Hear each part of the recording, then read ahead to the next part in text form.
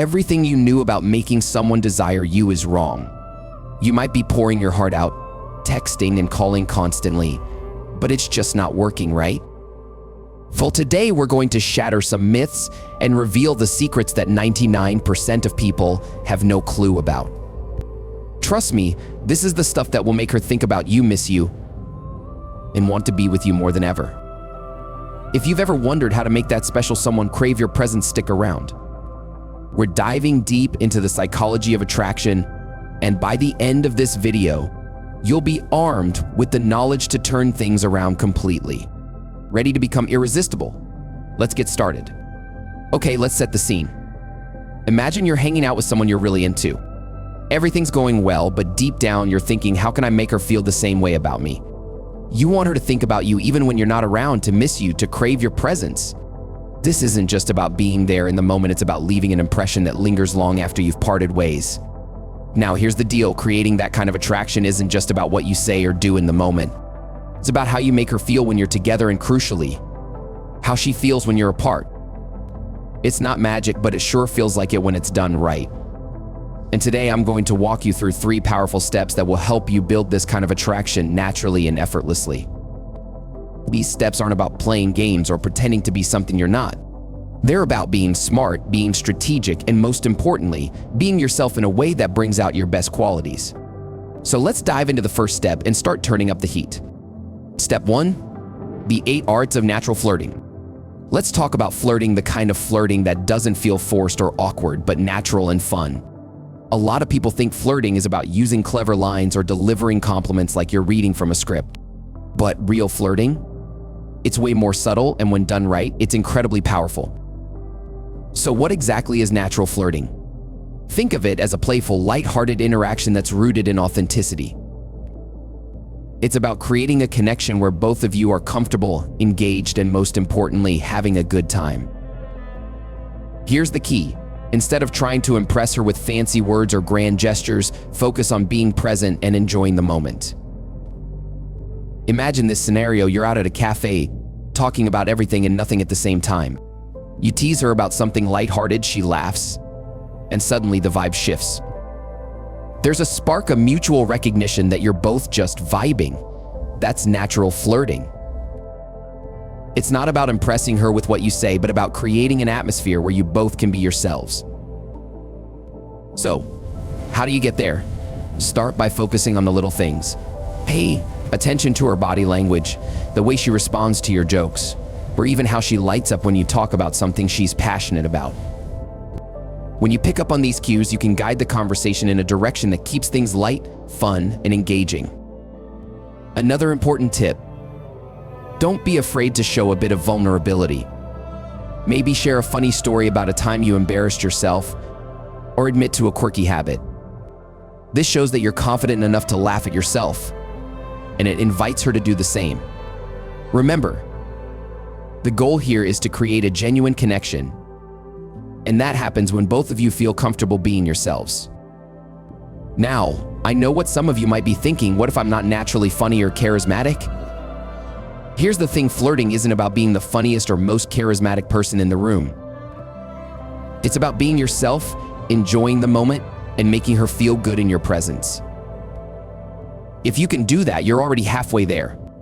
Expanding on natural flirting, let's dig a bit deeper into what makes natural flirting so effective. When you're flirting naturally, you're not just exchanging words, you're sharing an experience. And it's like dancing, there's a rhythm, a flow, and when it's done right, it feels effortless. And just like dancing, it's something you get better at with practice. One of the most powerful tools in your flirting arsenal is humor. Laughter is a universal language. And when you can make someone laugh, you're creating a bond that goes beyond just words. But here's the trick, your humor needs to be lighthearted and inclusive. Avoid jokes that could be seen as offensive or that put her on the spot. Instead, aim for humor that's playful and makes her feel good. For example, if you're talking about something she's passionate about, throw in a playful exaggeration. If she's into hiking, you could say, "So, you're basically a mountain goat, right?" It's silly, it's fun, and it shows that you're paying attention to what she likes. Another key element of natural flirting is touch, but not in a creepy way. Light, casual touches can significantly enhance the connection. Maybe it's a gentle tap on the arm when you're laughing at something together, or a brief, friendly hand on her shoulder. These small gestures create a sense of closeness and comfort without being too forward. But remember, it's all about reading the room. If she seems receptive, these little touches can enhance the connection. If she pulls away or seems uncomfortable, back off and give her space. The goal is to create a warm, engaging atmosphere where she feels at ease, not pressured. So, to sum up, natural flirting is about being present, having fun, and creating a connection that feels authentic. Be yourself, focus on the moment, and let your personality shine through. When you're genuinely enjoying yourself, she'll pick up on that energy, and it'll make her want to be around you more. Now, I want to hear from you. What's your favorite way to flirt naturally? Maybe you've got a go-to move or a funny story about a time you nailed it or totally didn't. Drop your thoughts in the comments below, and let's share some tips and laughs. Step 2. The power of scarcity. Don't be too available. All right, now on to one of the most overlooked aspects of attraction: scarcity. Here's the thing, being too available can actually work against you. It might seem counterintuitive, but when you're always there, ready to hang out or chat, you can start to lose that mysterious, intriguing edge. And guess what? That mystery is a big part of what keeps attraction alive. So why does this happen? Well, when you're constantly available, it sends a message, consciously or subconsciously, that you don't have much else going on in your life. And while it's great to be attentive and present, it's also important to show that you have your own life, your own goals, and your own passions. Think about it, if someone's always available at the drop of a hat, it can start to feel a bit routine. There's no anticipation, no excitement about the next time you'll hang out because, well, you're always hanging out. But when you're not constantly around, it creates a sense of scarcity, and with that scarcity comes value. Expanding on the concept of scarcity, let's dive deeper into why scarcity is so effective. It's human nature to value what we can't have easily. When something is rare, we tend to desire it more. This isn't about playing games or being manipulative, it's about maintaining a sense of independence and self-respect.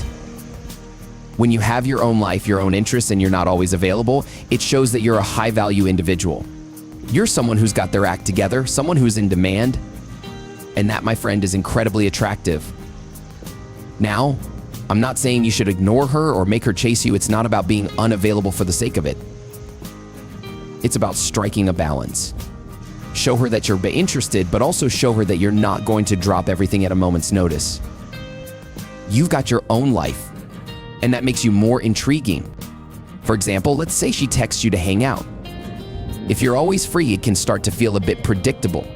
But if sometimes you're busy, maybe you've got plans with friends or you're working on a personal project, it creates a bit of mystery. She'll start to wonder what you're up to, and that curiosity can drive attraction. However, a word of caution, don't take this too far. If you're constantly unavailable, she might start to feel like you're not interested, or worse, that you're playing games. The key is balance. Be there for her, but also make sure you're living your own life. Practical examples of maintaining scarcity. So how do you maintain this balance in a way that feels natural? Here are a few tips. Prioritize your time. If you've got plans, stick to them. Whether it's hitting the gym, hanging out with friends, or just taking some time for yourself, show that your time is valuable. Be selective. Don't always be the one to initiate contact. Let her come to you sometimes. If she's interested, she'll make an effort to reach out. Keep some mystery. You don't need to share every detail of your day. Leave a little to the imagination. When she asks about your plans, be vague but playful. Just working on something exciting. Can't wait to share it with you later. Make time together special. When you do hang out, make it count. Be fully present. Enjoy the moment, and make sure she feels valued. This way, even though you're not always available, she knows that when you are, it's worth it. By following these tips, you're not just making yourself more attractive, you're also showing her that you respect yourself and your time. And that's a huge part of building a healthy, lasting attraction. So, have you ever found yourself being too available and it backfired? Or maybe you've mastered the art of scarcity and seen how it can boost attraction? Let's talk about it. Drop your stories in the comments. We can all learn from each other's experiences. Step 3, mastering the art of indifference. All right, let's talk about indifference. Now, this one's a bit tricky because people hear indifference. They often think P means being cold or uninterested. But that's not what we're going for here. The art of indifference is about maintaining your cool, your confidence, and your composure, no matter what happens. Here's the deal: life is full of little tests. Maybe she's not texting back as quickly as she used to, or she seems a bit distant. The worst thing you can do in these situations is panic or start acting needy. Instead, you want to project a calm, collected vibe that says, "I'm confident in who I am, and I'm not going to be thrown off by this." This isn't about being aloof or uncaring, it's about showing that you're secure in yourself and in your relationship. When you practice indifference, you're not reacting out of fear or insecurity. You're staying grounded, and that's incredibly attractive. Expanding on the art of indifference. Let's break this down further. Indifference doesn't mean you don't care, it means you're not overly attached to the outcome of every little interaction. You're not waiting by the phone for her to text you back, you're not overanalyzing every word she says, and you're certainly not letting minor setbacks shake your confidence. Think of it like this: when you're indifferent, you're saying, "I'm good with or without this." And that kind of attitude is powerful. It shows that you're not dependent on her validation to feel good about yourself. And that's incredibly liberating, not just for you, but for her as well. For example, let's see, he cancels plans last minute. Instead of getting upset or sulking, you say, "No worries, we'll catch up another time." And then you go on with your day, doing something that makes you happy. You're showing her that while you enjoy spending time with her, your happiness isn't tied to her actions. Now, don't confuse this with not caring at all. You still show interest, you still make plans, and you still engage with her. But you're not letting every little thing dictate your mood or your sense of self-worth. You're cool, calm, and collected. Practical examples of maintaining indifference. Here are a few ways to practice the art of indifference. Don't overreact. If something doesn't go your way, take a step back and keep your emotions in check. Respond calmly. And don't let the situation dictate your mood. Stay busy, keep your life full and exciting. When you're engaged in your own activities, you naturally become less fixated on what's happening with her. Focus on yourself. Use any downtime to invest in yourself. Whether it's working out, picking up a new hobby, or spending time with friends, make sure you're doing things that make you feel good about yourself. Be secure in your value. Remind yourself that you're a high-value individual with a lot to offer. When you're secure in your worth, you're less likely to be thrown off by the ups and downs of dating. By mastering indifference, you're not just making yourself more attractive, you're also creating a healthy dynamic where both of you can enjoy the relationship without feeling overly dependent on each other. So, what do you think? Have you ever practiced indifference? Or is it something you're still working on? Maybe you've got some tips or experiences to share. Let's chat about it in the comments below. So, there you have it, 3 powerful steps to making her feel an irresistible attraction towards you. From mastering the art of natural flirting, to understanding the power of scarcity, and finally embracing indifference in the face of challenges, you now have the tools to elevate your game and create deeper, more meaningful connections. Remember, this is just the beginning. Attraction is about more than just these steps, it's about connection, confidence, and authenticity. As you apply these principles, you'll start to see a difference not just in how she responds to you, but in how you feel about yourself. Confidence, balance, and authenticity, that's the magic formula. All right, now it's your turn. Which of these steps are you going to try first?